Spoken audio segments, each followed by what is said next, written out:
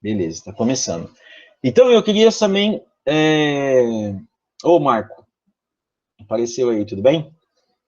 Ah, temos outro aqui que apareceu também, o Lucas, os corajosos. Vou até marcar o nome aqui para dar um ponto depois, hein? Marca Aê! 2 vezes meu nome, hein, professor? É, o Samuel. Ah, agora apareceu mais gente. Falei em ponta na Lívia, apareceu aqui também, ó. Mas era bem interessante, né?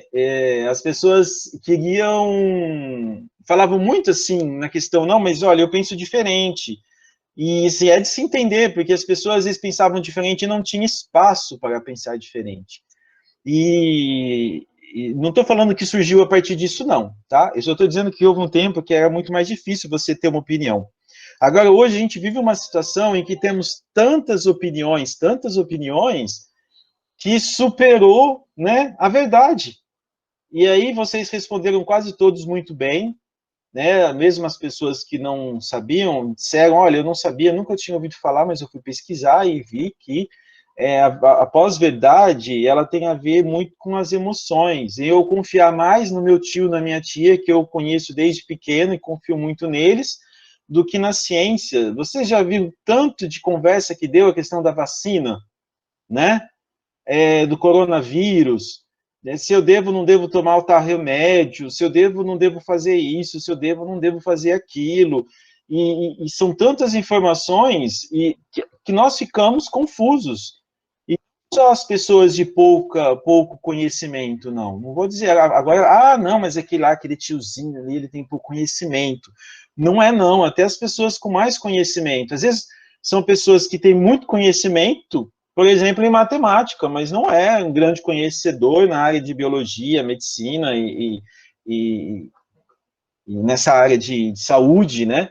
Então, e às vezes fica dando opinião, né? Então, assim, nos deixa muito confusos essas informações, tantas informações que recebemos.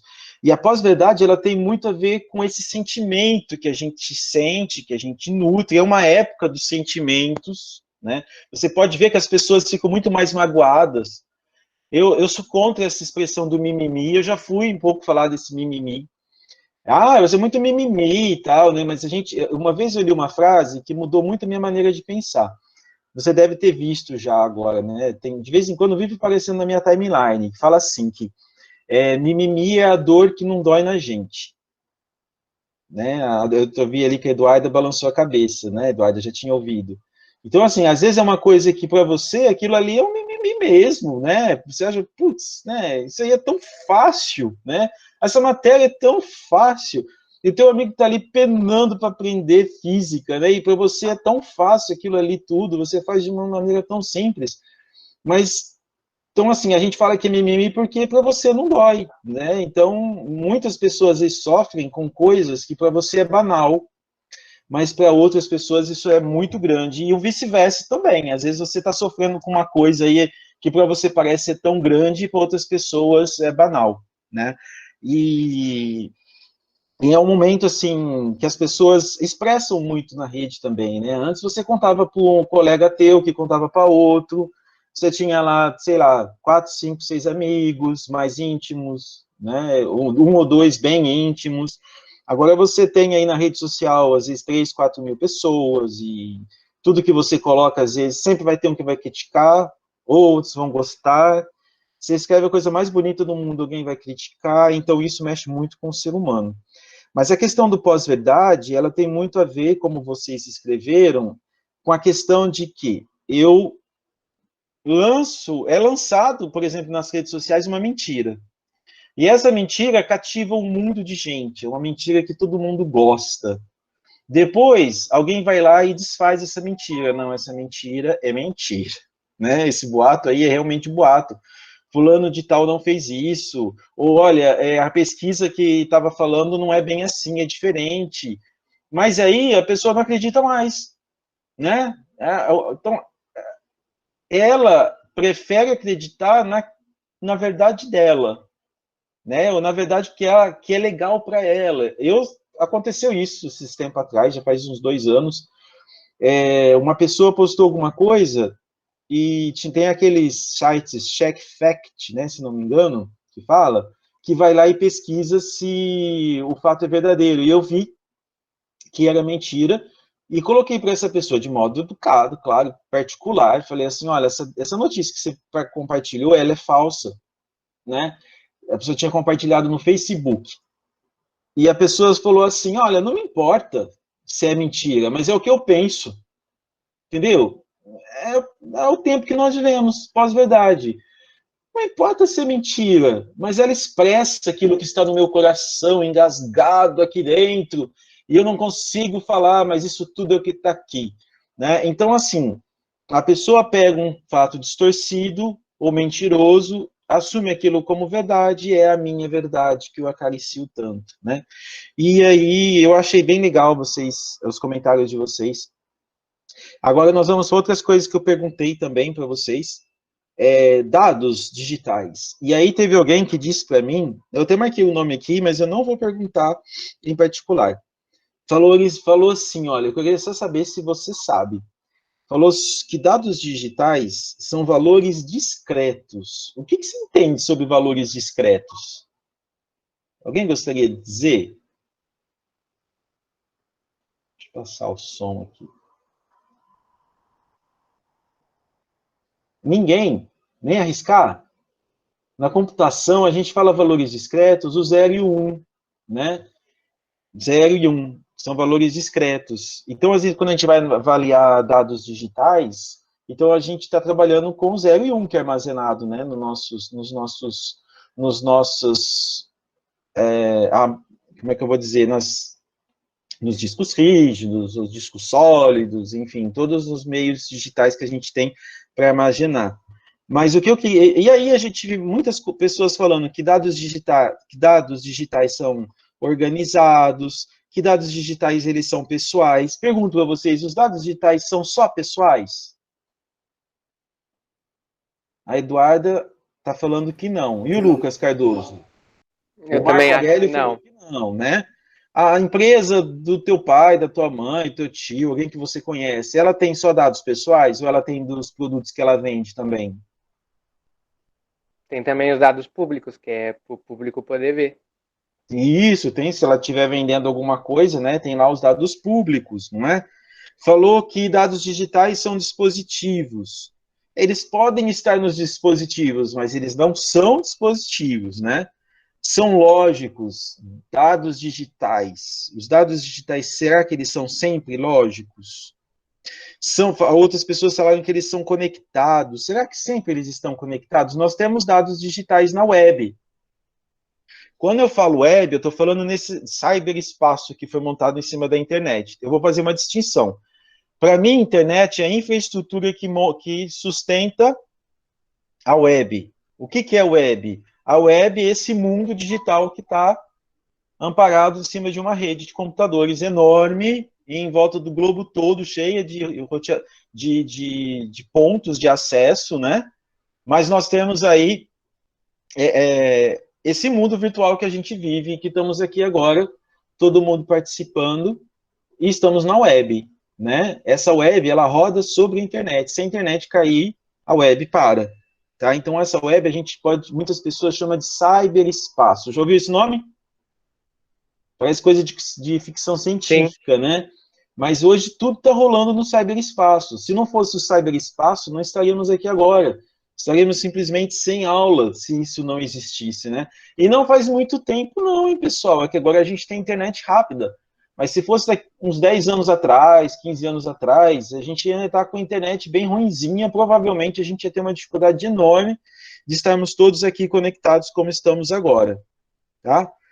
Ligados ao sistema, uma coisa legal, interessante que eu marquei aqui, a pessoa falou assim, ligados ao sistema, os dados digitais estão ligados ao sistema. Não marquei quem foi, não sei, mas só para você tomar cuidado quando você fala em texto acadêmico, como é o nosso aqui. Sobre qual sistema? Quando você fala ao sistema, você está dizendo um determinado. Então, você pode falar sobre vários sistemas, um determinado sistema, de forma indeterminada. Quando você fala você pode colocar dúvidas na cabeça do professor. Não são processados, isso está certo. O dado digital, quando a gente fala em dado, e eu vou mostrar para vocês daqui a pouco, ele não é processado. Não tem significado. Alguém colocou, e eu achei legal alguém pensar nisso, poucas pessoas colocaram isso, eles não são processados e não tem significado. Tá? Isso é uma diferença da informação. A informação, o dado, é como se ele fosse algo bruto. Certo? O que é algo bruto? Não está transformado. Então, vamos supor que você esteja passeando lá foi junto com alguém fazer trilha. Alguém faz trilha aqui? Eu Alguém faço, aqui? Quem? o Lucas. Ô, Lucas, onde você faz? Aqui em Tanabe tem bastante estrada de terra, né? Aí às vezes eu vou. Que bacana. Vocês têm morro aí ou não? Não. É Assim, plano, tem o terreno, assim, que às vezes desce, às vezes sobe, mas mas morro assim, não. não é muito elevado, né? E eu Não. Professor, passo sempre. você é de onde? Eu sou de Votuporanga, Eduardo. Ah, você é Quem vê daqui? pensa que eu estou longe de Itadami, né? Não, que você perguntou daqui. É porque aqui eu acho que é difícil ter lugar para fazer trilha. Não, é verdade, Eduardo. O que eu estou dizendo assim, é que eu perguntei porque a gente passa por Tanabi e a gente vê a cidade, né? Mas eu não sei depois da cidade se existe algum morrinho. O morro que eu quero dizer também, o Eduardo e Lucas, é um morro baixo, viu? Não A aqueles cidade, eu morros acho que ela altos. tá no morro. A É, própria cidade é. Porque, por exemplo, eu moro numa rua que ela começa lá em Simão e ela ainda desce até o rio. E eu ainda tô na metade dela. E ela é bem íngreme, assim. alto então, né? A cidade cheia de altos e baixos aí, né? O Eduardo é da onde, Eduardo? Em Andeara.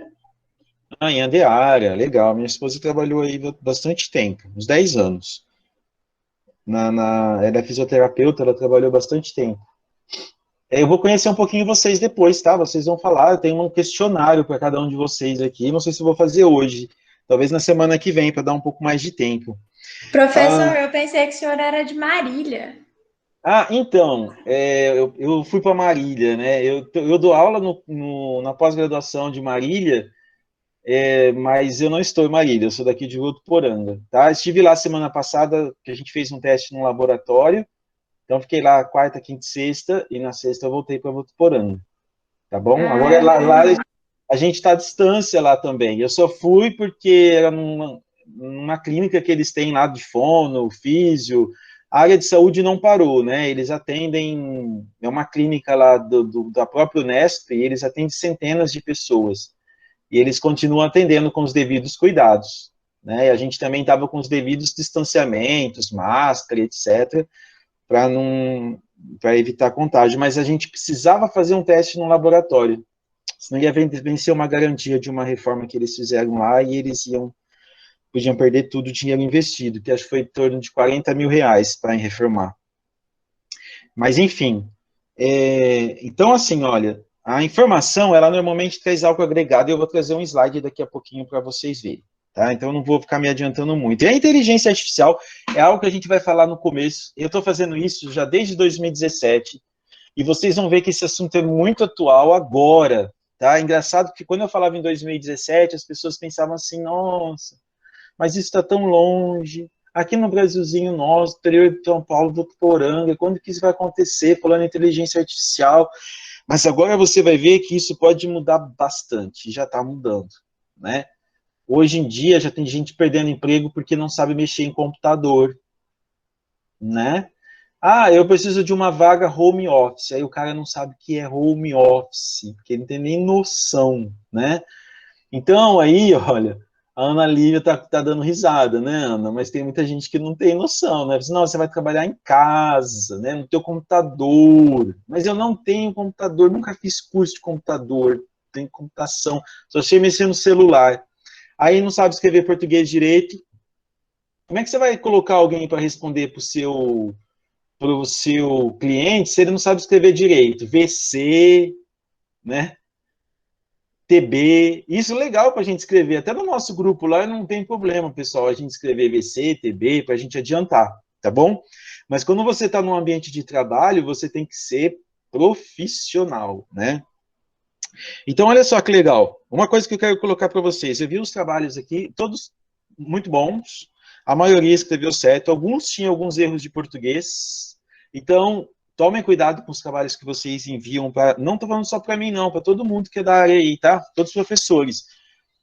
Vocês têm os corretores de texto, o Word, né? Eu acho que todos os editores de texto, eles fazem essas correções para vocês. Aproveitem, tá bom? Acesse um canal que eu coloquei para vocês, esses aí vocês estão obrigados, tá?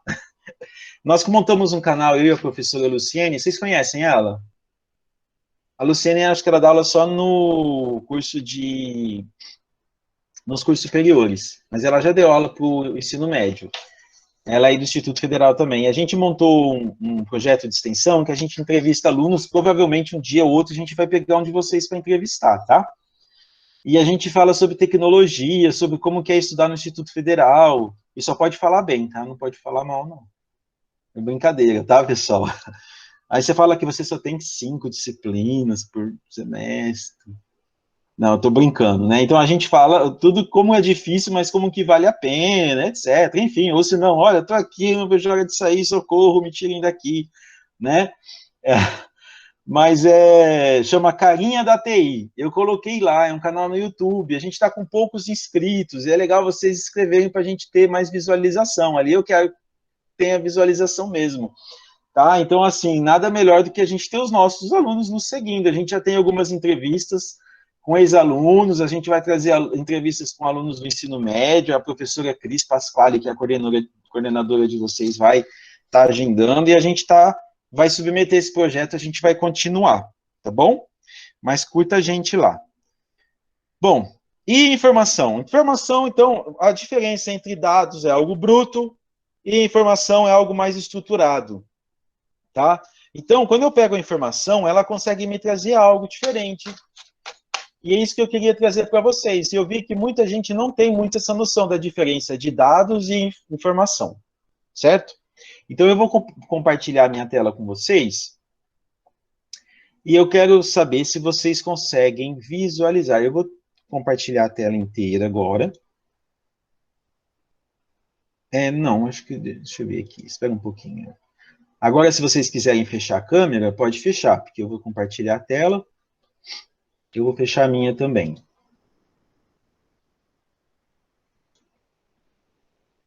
Deixa eu ver aqui, só onde que é.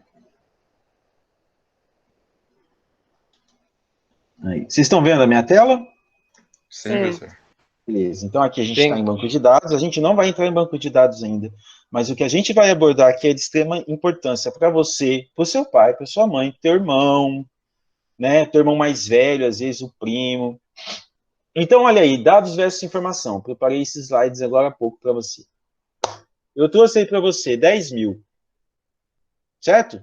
Pergunto para você, 10 mil é muito ou é pouco? Depende do que. Depende. Depende do que, muito bem. Isso aqui é dado, tá? Então, imagina que vocês viram já banco de dados, né, no ano passado. Vocês viram que a gente guarda os nossos dados em tabelas, nós guardamos os dados em tabelas, quando a gente fala em banco de dados relacionais, nós podemos guardar os dados numa caderneta, né? Eu posso, de hoje para amanhã, guardar aqui uma informação sobre um de vocês. Eu quero ligar para fulano e vou marcar aqui o número do celular no meu papel aqui, né? É uma informação, é um dado que eu estou guardando. Quando a pessoa vê 9 alguma coisa, não vai pensar que é 9 milhões de reais, alguma coisa assim, né? Provavelmente, quando vê 9 alguma coisa, mesmo que não tenha separadores de ponto e tracinho, vai imaginar que é um número celular, porque é algo bem conhecido no nosso contexto aqui no Brasil, né? A maioria dos telefones celulares, pelo menos na nossa região, começa com 9. Então, quando eu falo 10 mil e você pergunta para você se é muito ou é pouco, é isso que eu quero mostrar para você. A diferença de dado e informação. Normalmente, o dado ele é bruto. Quando você tem lá a sua tabela, então imagina que você tem uma tabela lá no seu banco de dados. Então, se eu falo para você, olha, desculpa, não é uma tabela, tem a tabela e tem um campo, né? A coluna. Então, vamos supor que tem uma coluna lá. E em um determinado campo tem 10 mil. Então, quando o governo faz muito, às vezes a questão da transparência, né? Eu vou deixar os dados públicos, para que os cidadãos possam saber onde que o governo está gastando. E aí ele coloca lá uma tabela com o cabeçalho de cada campo, escrito XYZ, códigos, né? HR, V1234. O cidadão vai olhar isso e depois ver um mundo de número e ele não vai ter muita noção. 10.000 RV1H345. O que é isso? Ele não sabe o que é. Né? Foram o que adquiridos? É compra? É folha? É venda? O que é 10.000 esse código todo? Então, estão vendo a importância? Então, o dado, geralmente, a gente pensa nisso, é algo bruto, ele não tem nada mais agregado a ele. Então, eu vou perguntar aqui para você. E se eu falar que 10.000 é o preço de uma caneta? O que vocês vão achar? É muito. Olha só, já viu como a opinião começou a mudar? 10.000 reais por uma caneta, quando você falar depende, porque você não sabia do que se tratava, aí você já achou 10.000 reais muito, né? Apesar que se for aquela caneta Montblanc, né, que é uma caneta suíça, você já viu com uma estrelinha branca na ponta, né? São canetas que são feitas em ouro, ponta de ouro, aquelas caneta tinteiro, né? Elas costumam ser bem caras. Essa aí acho que é uma tá escrito aí, Vivara, acho que é. A minha BIC dá de 10-0 nelas. Pois é, essa aqui tá 400 e pouco e eu acho caro, viu? Mas se fosse 10.000, então nem se fala, né? Agora, e se eu falar que 10.000 é o preço de um Onix Zero 2020? Muito barato. Muito barato. Quem foi que falou? Foi a Eduarda. Eduarda, que eu não estou vendo aqui, eu só estou vendo a minha tela agora. Eduarda, se eu falar para você que eu vou vender para você um Onix Zero por 10.000 reais, o que você vai pensar? Pensar que você tá meio doido, né? É calote, é calote. É doido, é calote. O que mais que você pode pensar? Tá barato, mas falta Que os 10 seria uma mil. fake news. Poderia ser uma fake news, mas e se eu te mostrar o carro? Falar, tá aqui o carro. Você me passa esse dinheiro agora, eu quero em dinheiro em espécie, para você levar ele embora agora. Você roubou o carro, tenho certeza. Pois é.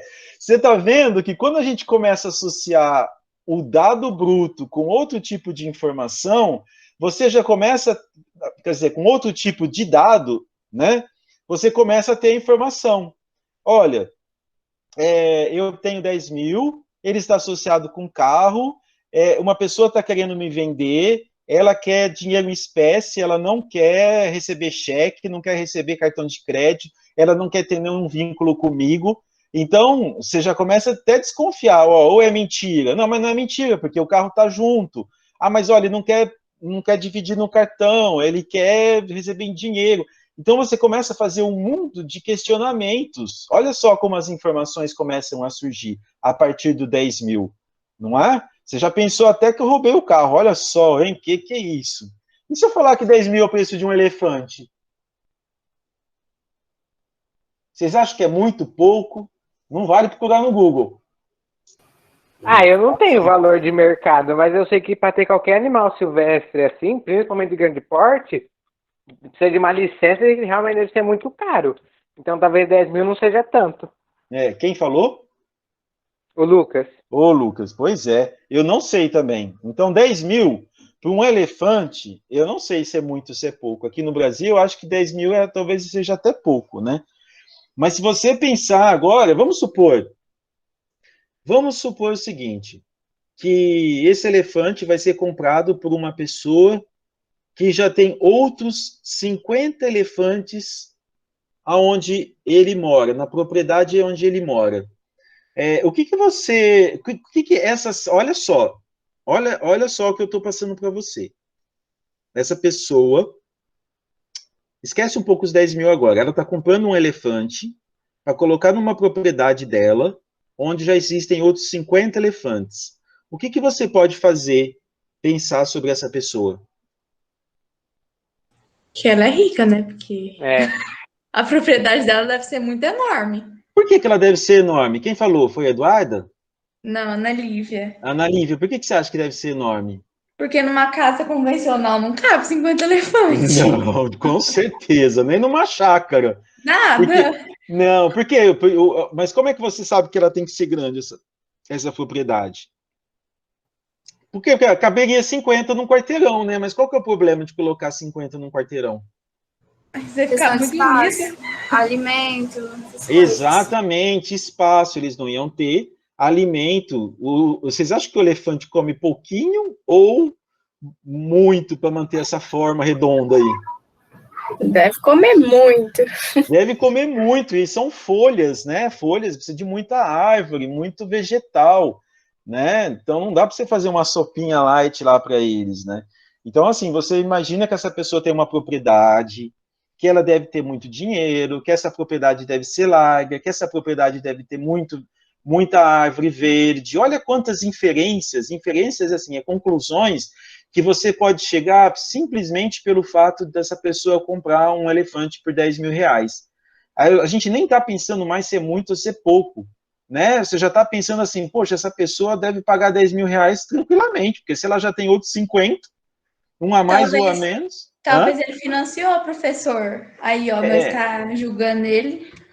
Tem isso também, né? A gente fala que a gente vê o pessoal andando com carrão aí, mas muita gente anda com carro financiado, né? Não é verdade? Professor, eu pesquisei verdade. aqui. Para sustentar um elefante em um ano, cerca de 18 mil euros anuais. 18 mil euros anuais. O euro para tá sustentar quanto? um. Para sustentar um euro deve estar em torno de 6, 7 reais. 6, 7 reais, mais ou menos. Então você vê como é que é, né? Então a pessoa tem que ter uma propriedade bem grande para ela, pelo menos, a propriedade sustentar, né? E se eu falar que 10 mil é um cavalo? Cara. É um quarto de Depende milha, da né, professor? raça. Porque não é possível. 10 mil conto? E aí se eu falar que esse cavalo aqui, ele tá vencendo todas as corridas lá em São Paulo, lá. Agora não, porque tá meio parado, né? Mas na hípica lá em São Paulo. Tá vencendo todas as corridas. Aí ele tá barato. 10 Tá mil barato, né? Quanto que será que vale um cavalo que tá vencendo todas as corridas lá na hípica em São Paulo? Mais de 100 mil. Eles têm cavalos que chegam a 1 milhão, né? Hoje esse mercado está um pouco parado, né? É um mercado de apostas, né? Muito rico, né? Então, todo esse conjunto aqui de dados, olha só, uma coisa que é interessante, né? A partir de um dado, tendo outros valores agregados, eu consigo obter informação. E a partir da informação, eu consigo obter conhecimento. O conhecimento, normalmente, está no ser humano, tá? E aí entra uma área bem legal que eu gosto de trabalhar, que é a área de UX, que é a experiência do usuário. Se vocês um dia quiser fazer TCC e quiser conversar comigo, a gente pode estar vendo, ver como o usuário se comporta na web, né, quando ele acessa as informações, como que o comportamento dele pode ser moldado ou modificado. A gente vai ver, inclusive, aqui pelo que ele acessa ou deixa de acessar. Tem algumas séries na internet, na Netflix, bem legal, e a gente vai fazer umas aulas invertidas algumas vezes. Você sabe o que é aula invertida? Não, professor. Aula Sim. invertida, teve alguém que disse aí, né? Aula invertida é mais ou menos assim, eu vou passar uma matéria para vocês, vocês vão ler e depois nós vamos discutir aqui. E uma aula, mas vai ser algo bem bacana, eu vou talvez passar uma série para vocês, ou talvez um capítulo de uma série para vocês assistirem durante um período, e depois nós vamos fazer um brainstorm, nós vamos chegar aqui e nós vamos conversar sobre o assunto que foi tratado, né, que é um pouco dessa aula inicial que nós vamos fazer, tá bom? Aqui tem um pouco a minha formação, eu vou entrar agora aqui explicar um pouquinho a nossa disciplina, né, eu sou graduado aqui na Unifev em Ciência da Computação, depois tive... Não necessariamente nessa ordem, tá? Mas na ordem de graduação, tive especialidade em banco de dados, licenciado em informática, mestre em engenharia elétrica, doutor em ciência da informação. Hoje também eu sou docente lá na Unesp de Marília, como disse a Ana Lívia, né? Aquela pessoa que era de lá. Lá eu também sou docente, eu dou uma disciplina por ano lá na pós-graduação. Então, lá eu dou aula para alunos de mestrado e doutorado. Os meus alunos também são de mestrado. Eu tenho um aluno que é aluno de doutorado, que eu estou orientando, são profissionais, são docentes de outras universidades, de outras faculdades. Eu tenho como alunos jornalistas, professores, pessoas da área de desenvolvimento. Então, eu aprendo muito lá. É uma área, eu não ganho nada lá, é algo voluntário que eu faço, porque eu tenho dedicação exclusiva no Instituto Federal. Eu faço porque me dá prazer, eu gosto e eu aprendo também, tá? Então o professor nossa, é tão bonzinho, o professor Cecílio, né? Não é só isso, né, pessoal? Lá, eu orientando os alunos de pós-graduação, eu também tenho publicações, né? Isso é bom para o meu currículo também, tá? E eu aprendo também. Então, assim, é uma mão de duas vias, é assim que fala, né? Não sei. Enfim. Aqui a nossa disciplina, né? A disciplina permite o desenvolvimento de habilidades relacionadas à modelagem e implementação de sistemas de banco de dados. Então, esse ano a gente vai ver modelagem também um pouco, mas a gente vai ver mais implementação dos bancos. A nossa disciplina, ela vai ser bem prática, tá, pessoal? Esse começo aqui, a gente vai estar discutindo algumas ideias, mas vocês vão ver que a área de banco de dados, ela é fantástica. A área de dados é fantástica. Se você está na computação, gostou da computação e ainda não decidiu o que você quer fazer da vida na computação, então vai para a área de dados. Porque vai ser, né, os dados hoje, eles estão falando que é o petróleo atual, né, porque isso que está permitindo com que, inclusive, a inteligência artificial que vocês comentaram, e uma coisa que eu achei interessante, a maioria de vocês falou assim, a maioria não, mas grande parte disse assim, olha, a inteligência artificial é legal, mas eu tenho medo se ela vai ser boa ou não. Ela simplifica a vida, realmente simplifica. Mas o tanto que ela precisa saber de você, não é? Porque eu comprei um celular novo da Samsung, e aí dessa vez eu dei total autonomia para ele, né? Quando tem lá, você autoriza isso, autoriza aquilo, eu autorizei tudo. Vamos ver qual que é a experiência que ele me dá autorizando que ele acesse as minhas informações. Então, eu não sei se você já teve essa sensação, porque aquela sensação de que o aparelho está te ouvindo, normalmente nós já temos, acho que você já deve ter. Alguém aqui já teve? Você fala assim, nossa, eu estou com vontade de comprar um notebook novo, porque o meu está tão lento, e aí você abre o teu celular lá no Facebook ou no Instagram, aparece propaganda de notebook. Já aconteceu com alguém aí? Sim. Comigo vive acontecendo, viu? Sabe o que acontece também, professor? Às vezes eu tô com o microfone mutado, ou aqui no Meet, ou lá no Teams, e daí toda hora fica aparecendo, toda vez que eu falo alguma coisa, tipo, eu bocejo, eu vou mandar um áudio, ele aparece a notificação, você tá com o microfone desligado. Aí eu falo, como é que ele sabe que eu tô falando? Pois é, né? Diz que eles nos escutam o tempo todo, né? O Big Brother, né? Então eu tinha um professor na Unesp, na época que eu fazia o doutorado ainda, e eu estou dando aula onde eu me formei no doutorado, né? Fui convidado pela minha ex-orientadora. E um professor lá, ele falava o medo que ele tinha, né? Por conta da coleta feita pelas organizações, e ele falava a respeito disso, né? Hoje, nós já conseguimos invadir, às vezes, alguns sisteminhas aí, vocês, às vezes, aprendem com o professor Bira, como você acessar algum sistema que não esteja muito bem protegido, não é? Vocês aprendem segurança, às vezes, acessar um sistema, mas, como diz, né, um hacker do bem, vocês às vezes, podem fazer isso para poder avisar a empresa que ela está em déficit de segurança, não para roubar, né? Aliás, existe uma diferença, dizem o pessoal dessa área, né, que existe o cracker e o hacker, né? O hacker normalmente é uma pessoa que acessa os sistemas e avisa a empresa que tem falhas, e o cracker é o cara que vai lá e acessa o sistema para roubar. Mas, enfim, ele simplifica a nossa vida pegando um mundo de informação nossa. Então, ele sabe o que eu gosto, onde que eu vou, onde que eu ando, se eu tenho filho, se eu não tenho, onde que eu moro, a região que eu moro. Professor, Oi? Tem um negócio na Netflix que é o Dilema das Redes. Lá Nossa. é o povo que trabalhou na Google, TikTok, não sei o quê. Aí eles falam, essas redes são tão programadas, são tão assim, esses robôs, Que ele sabe até para quem enviar as fake news, quem vai acreditar, quem vai repostar. Quem é que falou? Samuel. Ô, Samuel, exatamente. Esse é um das aulas invertidas que eu queria fazer, Samuel. Isso é muito importante a gente ler, e acho que cada um de nós, nossos familiares, deveria ter uma noção disso. Isso pode ter impacto, principalmente para vocês que são jovens, que têm uma vida toda ainda para se colocar no mercado. A gente vai falar isso nessas aulas, nos próximos slides que a gente vai estar passando. E parabéns por ter tido a iniciativa de assistir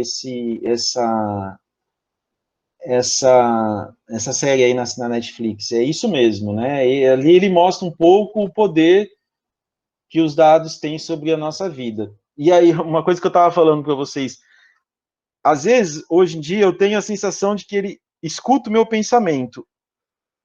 E é claro que ele não escuta o pensamento, né, pessoal? É claro, ele provavelmente, a inteligência artificial atrás da coleta de dados, ele está fazendo associações tão bem feitas que provavelmente, conforme o consumo de dados que eu estou consumindo, né, o conjunto de informações ali que eu estou consumindo, ele provavelmente, às vezes, já faz inferências, assim, o Cecílio deve estar com vontade de comer bolo de chocolate. E aí aparece lá uma figura de bolo de chocolate. E um exemplo, é claro, né? Mas o que eu quero dizer é que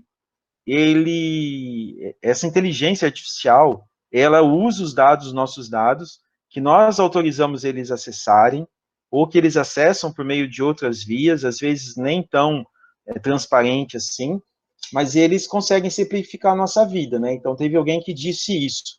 Outra pessoa falou assim, eu achei bem interessante também, que falou assim, olha,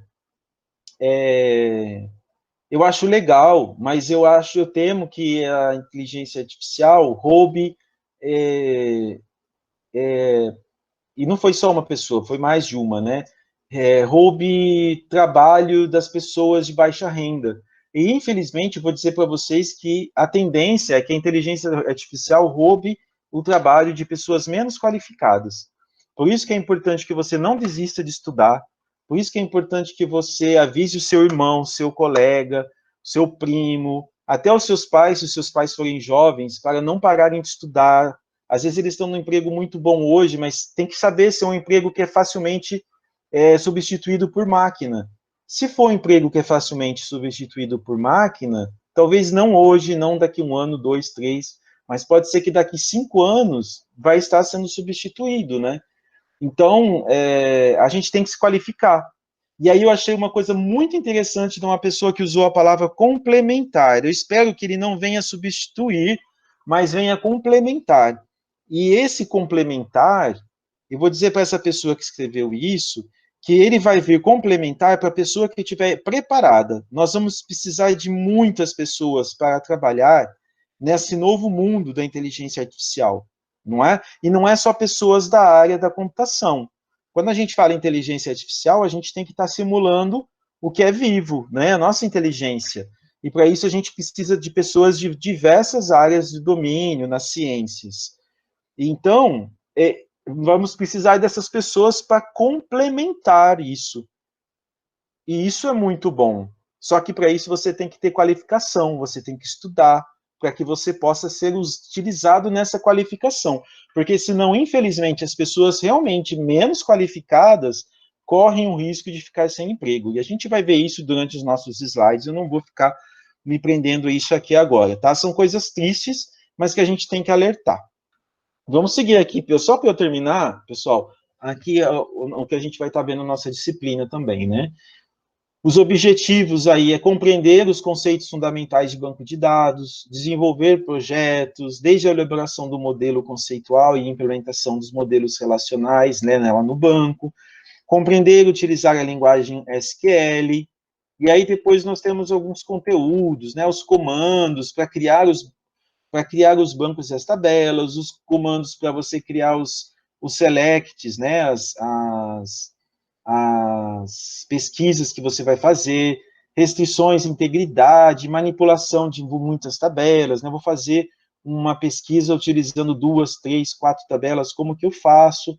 A gente vai ver um pouquinho também de funções, triggers, que são gatilhos, e um pouco de transações lá no finalzinho, tá bom? Nós não vamos estar mais em laboratório, né? O nosso laboratório vai ser aqui, cada um em sua casa. Os exercícios nós vamos ter aqui durante as aulas. Normalmente nós vamos ter exercícios que vocês vão ter que me mandar, às vezes fazendo um vídeo ou mandando o código para mim, tá certo? E a pessoa que não estiver em aula aqui presencial nas aulas síncronas, ela vai ter que me enviar depois. Então, o bom de quem estiver presencial é que, a hora que termina a aula, por exemplo, ele está fazendo exercício junto comigo, ele pega, termina, vai lá no ambiente, já coloca o código e acabou. Quem não estiver fazendo, vai ter que assistir e fazer depois, tá? E não compartilhem aqui. Quem estiver presente, cuidado para não ficar compartilhando, tá? As avaliações vai ter peso 7, a prova, e os trabalhos 3. Eu estou pensando ainda, talvez, colocar os trabalhos 4 e as provas 6. Nós vamos ter vários pequenos trabalhos, tá bom? Como a gente está à distância, isso aí vai pesar menos para vocês. Vocês vão ter várias tarefas pequenas, né? De pequeno, para cansar menos, mas que vocês consigam fazer sem muito cansaço. E que vocês consigam fixar o conteúdo, certo? Eu vou estar sempre disponível ali nas redes, você pode mandar. Se eu não ver a mensagem, acho que eu já falei para vocês, manda depois de novo, porque às vezes eu vejo, não posso responder no momento, mas eu entrarei em contato de novo. Aqui tem um pouco da bibliografia para vocês, certo? Aqui é um contrato pedagógico que eu fazia quando a gente estava no laboratório, né? Então eu falava assim, olha, eu vou só falar para os tempos como que mudaram, né? Smartphone, mensagens de texto e áudio, você só pode utilizar depois de acabar de fazer o exercício.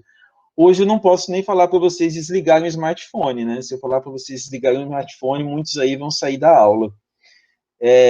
As telas, né? Eu pedia para desligar as telas dos computadores. Se eu pedir para vocês desligarem as telas dos computadores, também vocês não vão ver mais minhas aulas. Olha como que as coisas mudam. Pessoal, isso faz um ano. O ano passado, no início de 2020, eu ainda estava lendo isso dentro de um laboratório. Né? Agora é 2021, eu estou aqui. Eu não mudei de propósito, só para vocês verem como que o mundo pode dar uma reviravolta em questão de um ano, né? As conversas paralelas, eu sei que vocês podem estar aí conversando pelo WhatsApp e eu não vou ter como ver, não tem jeito mesmo. Comportamento aí, acho que não tem problema também, né? Comportamento digital agora, né? Os trabalhos, eles vão acontecer, alguns individuais, alguns em dupla, e trabalho em grupo, normalmente eu deixo 3 ou 4, tá bom? A questão de você ser avaliado o tempo todo é a questão de você participar, certo? Então, é importante que você compareça, participe, dê sua opinião. Professor, eu sou meio tímido, tá bom, não tem problema, não é dizer que é obrigado a ficar falando aqui, né? Tem muita gente que tem vergonha de ficar aparecendo na tela. Mas o importante é que você se manifeste de alguma maneira, escreva no chat, tá? Isso é importante. Os horários de presença eu vou estar registrando, eu já vou fazer chamada. Semana que vem eu vou começar querendo saber um pouquinho mais de vocês, então se preparem. Eu vou querer saber um pouquinho dessas perguntas aqui para você, ó. Citar alguém que para você é alguém que te admira, que te inspira, ou alguém que você admira. Eu queria que você trouxesse pelo menos um dos seus talentos, porque nós todos temos talentos, né? E a gente às vezes se sabota um pouco, mas a gente tem, né? Nem se for fazer um ovo frito, fritar pipoca, a melhor pipoca de todos aí, fazer um ótimo programa, meu código de computador é super limpo, eu deixo ele tudo bem arrumado, né? Então não precisa ser só coisas do nosso curso, pode ser outros talentos também. Coisas que você mais aprecia na vida, tá? Também não precisa ser só no curso.